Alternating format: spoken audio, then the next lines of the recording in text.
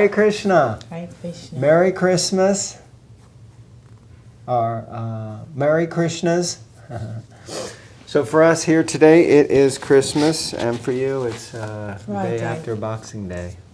So happy day after Boxing Day to you. But in America, they don't have Boxing Day, isn't it? No, because they don't box things up until after the New Year. The whole Boxing Day thing always bewildered me, because nobody does what they say they're supposed to do on Boxing Day. Anyway, in England, the day after Christmas is called Boxing Day. Yes, but why? Because it's Boxing Day. Why? Because it is.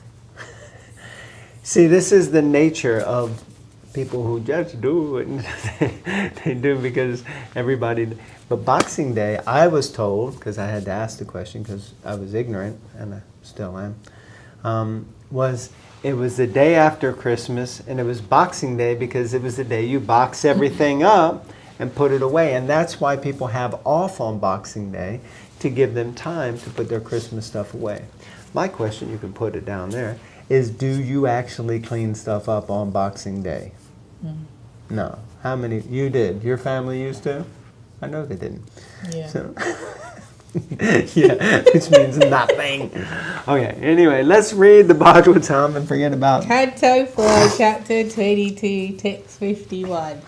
Om Namo Bhagavate Vasudevaya.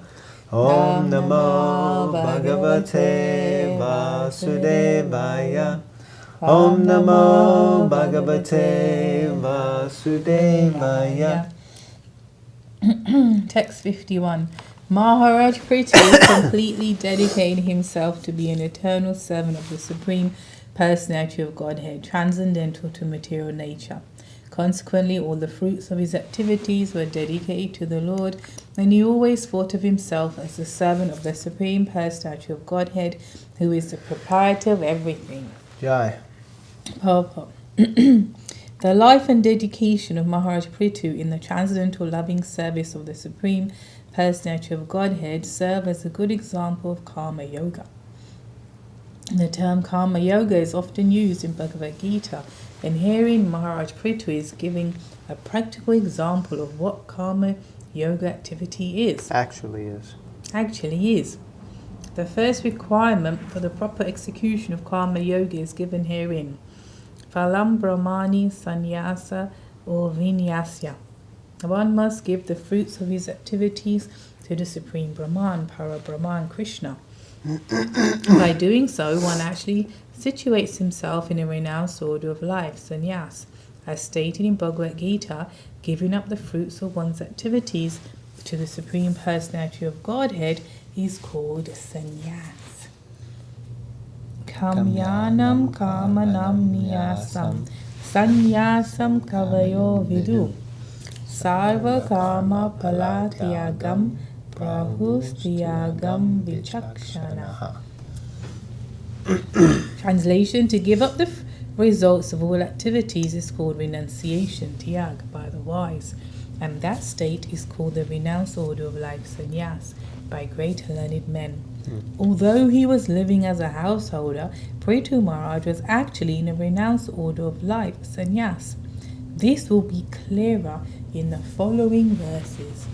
Very interesting and deep subject matter. Not that nothing else in here is, but because it's interesting, like to be a king or to be in a house, grihastha ashram as a whole.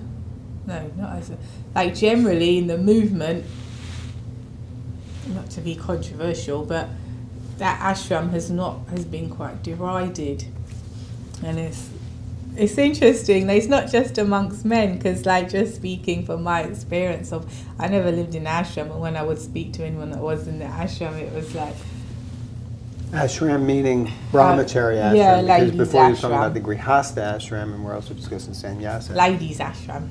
Ladies there was brahmachari always that ashram. mood of, you live outside, married or whatever. Even if you weren't married, before I was married, just because you live outside. It's so interesting. It's like it takes a real serious level of maturity to applies this simple philosophy. Actually, Prabhupada's given us the highest philosophy, but it's actually quite simple to take to it and like get the highest benefit, the highest end result benefit. So like this aspect of householder and how can you be renounced and comparing him to a sannyasi and he's big stuff. No, he's not, and you know it's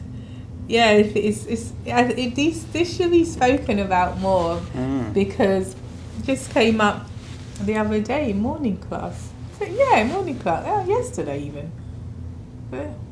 Yesterday, and it was about one devotee who was doing morning class, and he was sharing that when he left the brahmacharya ashram, the training to enter the next ashram wasn't there, or even like a talk or pep talk.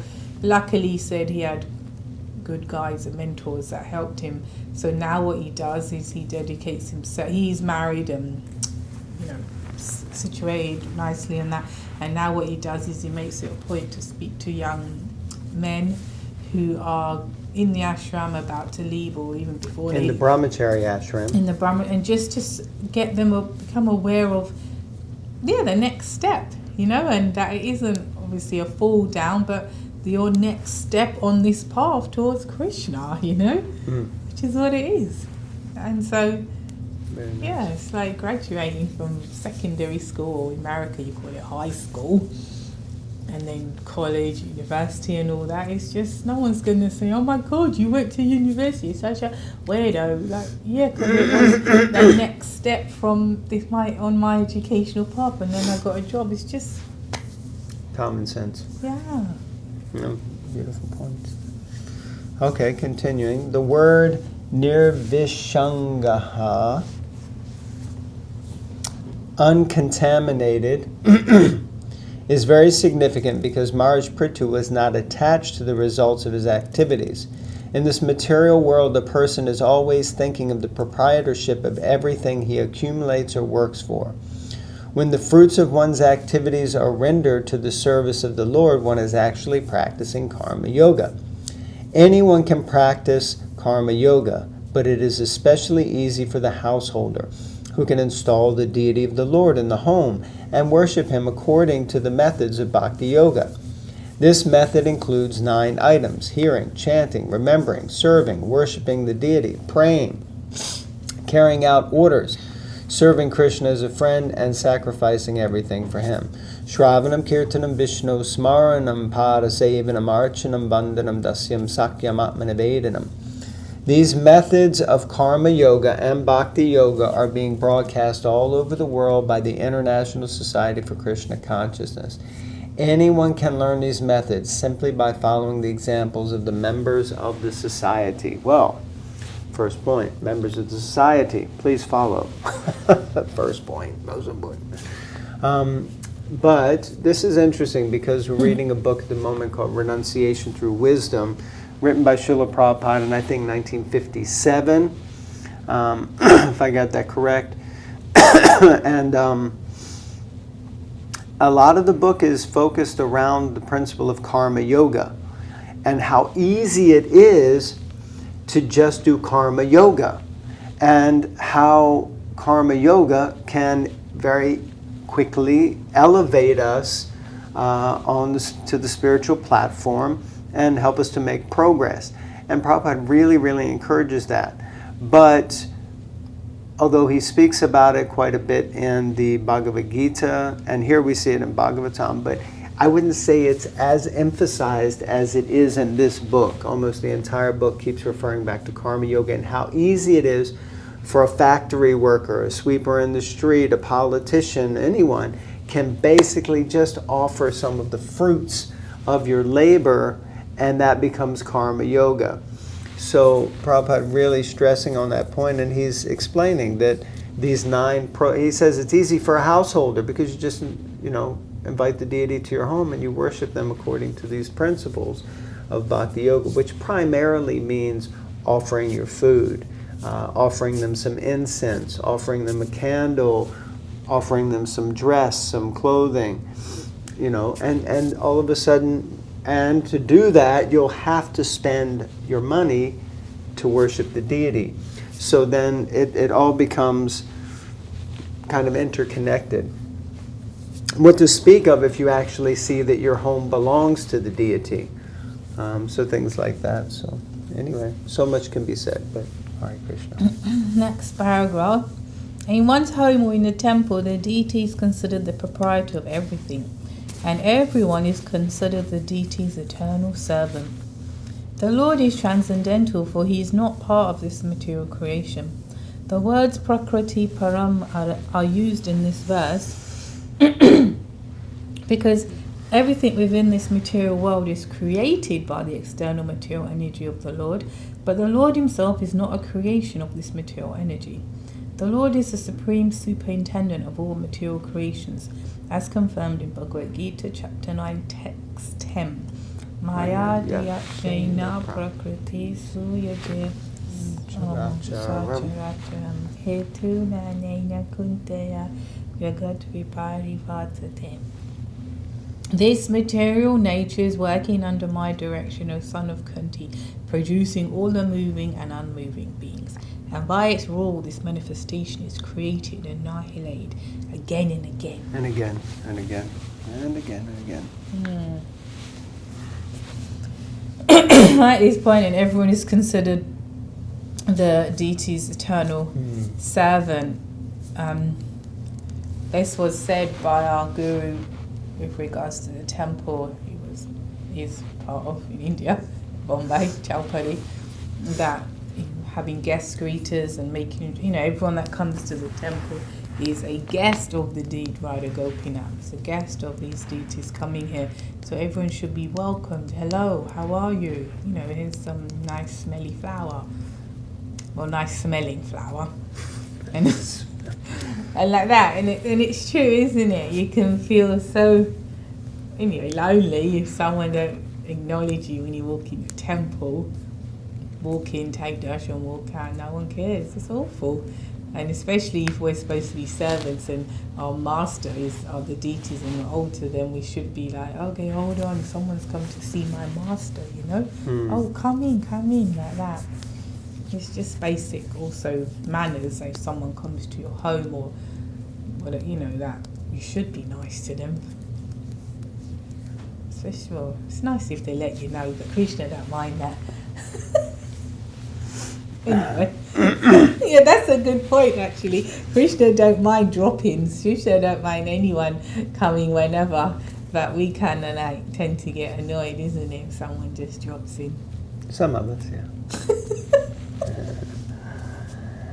Okay, next paragraph and last paragraph for this this verse. All material changes and material progress taking place by the wonderful interaction of matter are under the superintendence of the Supreme Personality of Godhead, Krishna. Events in the material world are not taking place blindly. If one always remains a servant of Krishna and engages everything in his service, one is accepted as Jivan Mukta, a liberated soul, even during his lifetime within the material world.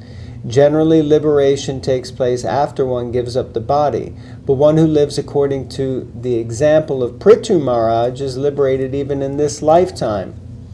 In Krishna consciousness, the results of one's activities depend on the will of the Supreme Person.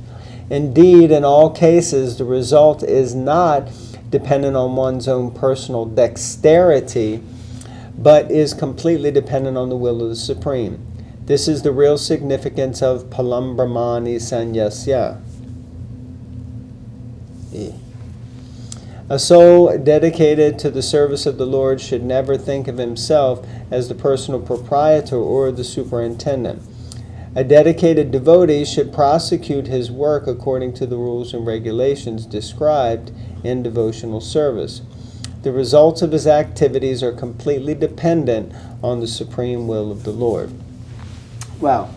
So, very powerful statement that if one is dedicated in such a way as given before, then one is actually liberated, even though they remain in the body, but they're actually liberated because their consciousness and is aligned, their activities are aligned with their consciousness, which is not of this world.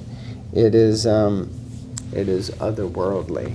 So like that. So yeah, all we have to do is try to dedicate ourselves to the service of the Lord in whatever small or great way that we can, and be consistent with it, and it will grow and develop. Just like planting a seed, it slowly grows and develops. How appropriate today we read like this about being dedicated to the Lord and living a life like renounced and yet not looking not renounced or whatever. As in, because today is the appearance day of Lord Jesus Christ. And he dedicated his whole life literally for the Lord. Yeah, we heard a lecture this morning. Prabhupada was talking about Narayana Parayana. Parayana, yeah, Narayana Parayana. That Narayana Parayana is those who take shelter of Narayan. And he was giving the example that Jesus is a Narayana Parayana. He's a great example of a sadhu, of a devotee, one who is titikshava, he's tolerant, he is karunika, he is merciful, he is suradam sarvabhutanam, he is the friend of all living entities. So, yeah, beautiful. Jai, Lord Jesus Christ ki jai, Christmas Day ki jai, Srimad Bhagavatam ki jai, Srila Prabhupada ki jai, Tago Premanandi.